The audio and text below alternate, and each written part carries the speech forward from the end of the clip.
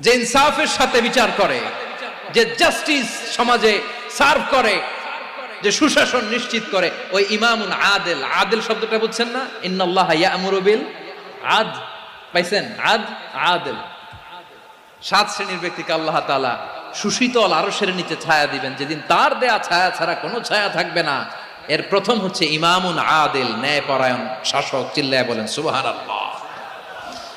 আবার বিশ্বনবী বললেন, ইন্নাল মুকসিতিনা ইনদাল্লাহি আলা মানাবিরা মিন নূর আন ইয়ামিনির রহমান। কিয়ামতের দিন যারা ন্যায়পরায়ণ হিসেবে আল্লাহর সামনে দাঁড়াবে, কিয়ামতের দিন রব্বুল আলামিন তার আরশের ডান দিকে ওই ন্যায়পরায়ণ লোকদের জন্য আরশের ডান দিকে একটা নূরের মিম্বারে তাদেরকে বসার সুযোগ করে দিবে। আল্লাহর আরশের ডান দিকে ন্যায়পরায়ণ লোকদের জন্য আল্লাহ তাআলা নূরের মিম্বার বানাবে।